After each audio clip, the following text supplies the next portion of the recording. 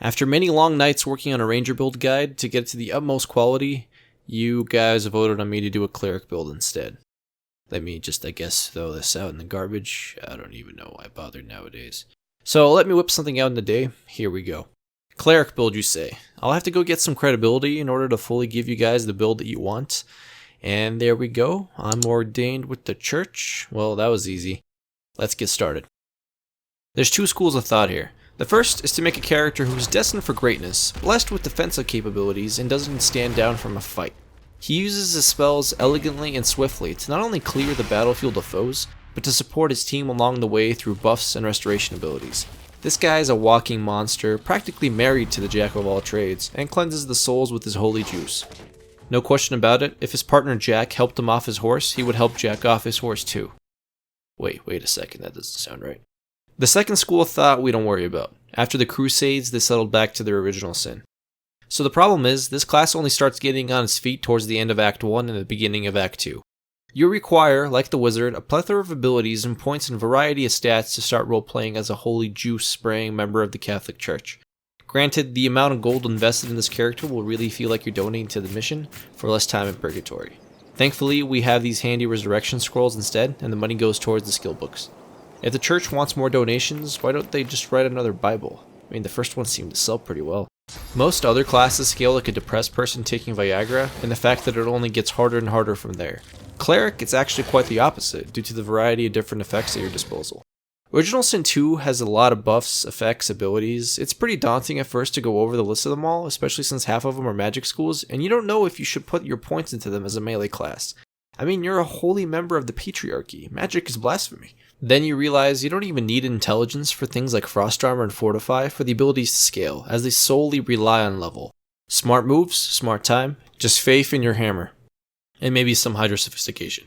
Nice, we're starting to get a soup going. So we shall invest into the unholy arts in an effort to defeat it. Let's get down to the recipe. We've got 99 problems, but a lich won't be one of them. Lich? I don't even know. As far as race goes, pick dwarf. Usually this is the part where I go on a long rant about how elf is a superior class. Well, not anymore. Not for the cleric. Having innate dodge chance plus 10% max vitality pretty much equates to success for this guy. Combo this with a dwarven passion for a good drink, you'll have so much health that you'll be the life of the party. Pick up a paintbrush, you'll be a con artist.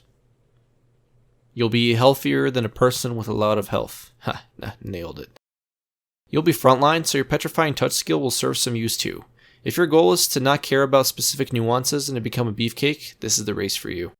Elf isn't unviable. Self-harm isn't something a cleric abides by in the Holy Scriptures though, and eating limbs hasn't been handy to get a leg up in industry since you couldn't get ahead without a body to support you. It's all about getting your foot in the door nowadays, or just stockpiling arms so the situation doesn't get hairy. 1 AP is always useful though, but that's boring. It offers too much flexibility that in the right hands will change the tides of battle. Would you sacrifice 1 AP for 10% Constitution dodge chance? No, you wouldn't. Because you can use that 1 AP to cast a variety of skills that can benefit you way more in certain situations, like an armor or magic armor buff than a flat health percentage would.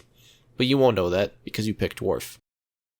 Humans are just lame. Initiative is useless, the critical strike chance equates to like a 2.5% damage increase on average, and courage is more useful out of combat to equip higher level gear or give yourself enough wits to locate secrets. I mean, sure it's a spell to cast, but we won't be running low on those. Just do the humane thing and put them down.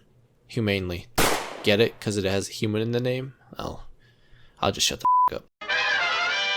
Lizard? Why bother? The poison and fire resistances are the only thing that's worth anything on this race for this class, but the dwarf's 10% health and dodge chance is just a better version of this as it applies to all damage, not specific elements. Fire Breath is great for elemental affinity, but we won't have any fire spells to our disposal due to them being mostly all damage and us not putting any points in intelligence, so it will be a waste. That's ironically the smart thing to do. Apart from maybe Haste and Clear Mind, which already cost 1 AP, so it's still pretty useless. Skeletons suffer from an archetype disassociation with being a cleric. They cast healing spells, yet won't be able to cast any on themselves. Unless you're going for some crazy roleplay about a skeleton that just doesn't want to be a lockpick anymore. But that's unheard of. I'm not racist, but if I had a skeleton that wants to do that, I'd have a bone to pick with them. Fun fact, if a person ever starts a sentence with the "I'm not racist, but," it will usually lead to something racist. Build is easy.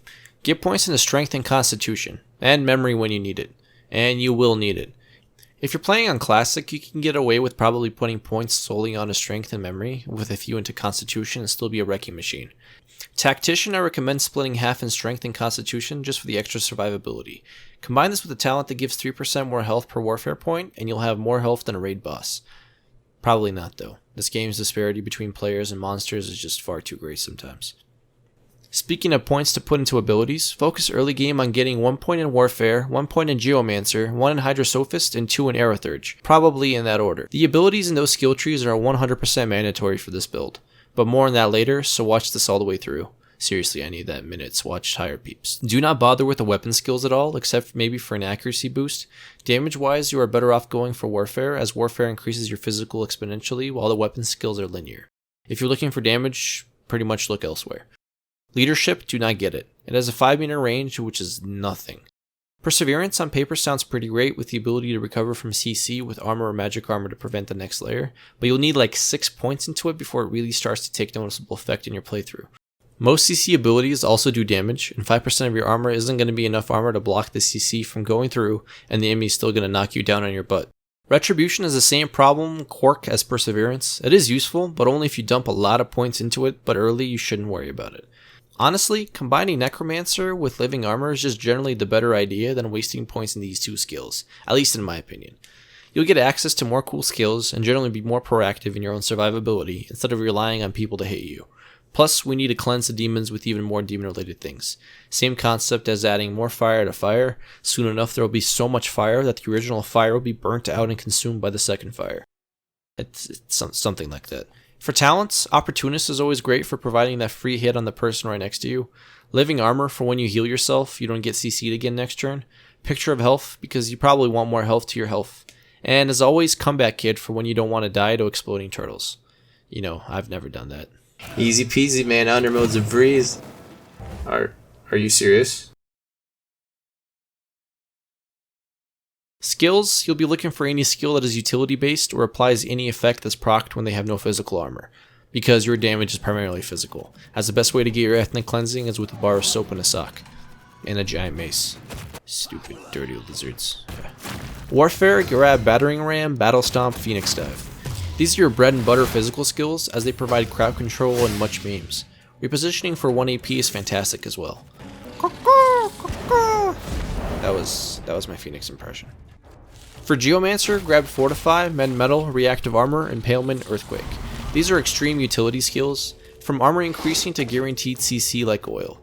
Impalement is pretty much Fossil Strike, but better since it can apply Cripple, which is triggered when the opponent has no physical armor. Also, the enemy is triggered by Yo Mama jokes most of the time. Earthquake knocks everybody down, but they usually get back up again. Nothing's going to keep them down, so you better get on it. Hydrosophist, grab Armor of Frost and Restoration. This is the extra large that works from Papa John's skills right here.